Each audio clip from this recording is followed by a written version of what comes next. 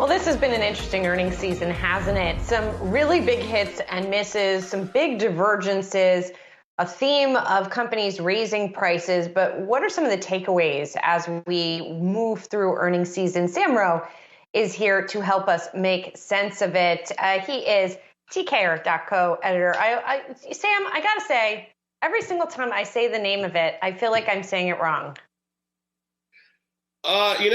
It's kind of set up so that it could be pronounced however anybody wants to pronounce it. Oh, I like that. Okay. Of course.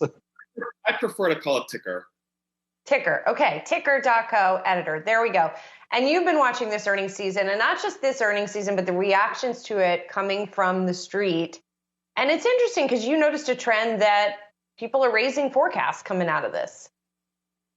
Yeah, it's interesting. With every earnings season, you're always trying to extract, what are the big micro themes, right? Like, there might be a discussion about prices, there might be a discussion about geopolitics or whatever. But I think this time around, the big story is that in aggregate, expectations for earnings are up.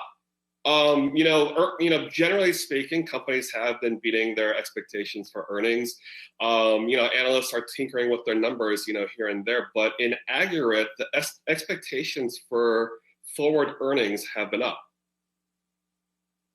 Sam, you and I are battle-tested market veterans. How crazy do you think all this talk of an intra-meeting Fed rate hike is? Hugh Johnson, we just had him on, longtime wizard of the markets. He shot it right down. What do you think?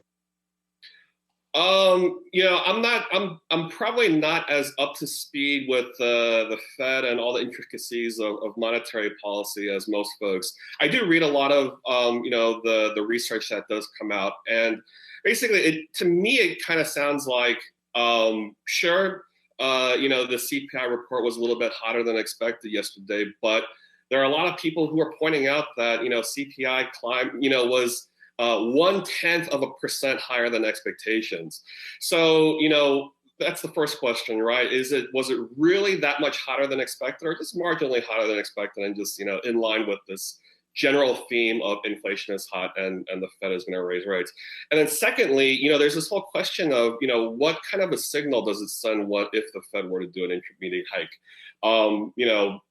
Sure, it's one thing to fine tune things, but to do something that's, somewhat unprecedented, sends a signal of panic and all this stuff. So it seems like the consensus is that, we're probably going to wait till the next meeting.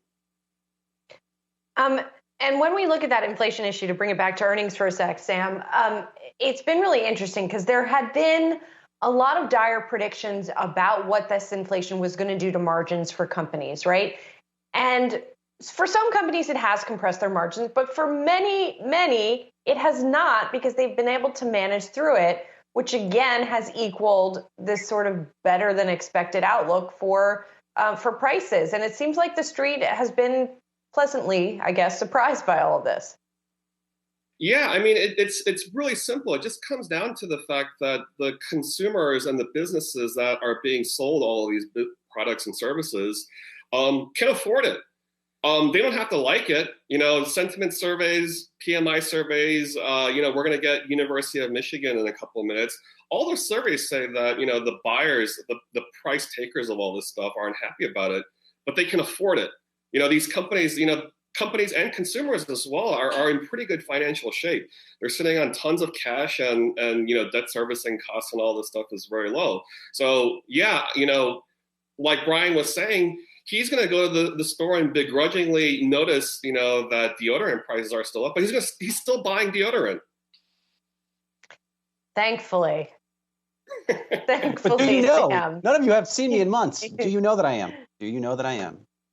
Sam, it's good to see you. You're going to be joining us every couple of weeks, so our viewers can look forward to that as well. Sam Rowe of Ticker.co. Thanks so much for being here, Sam. Appreciate it.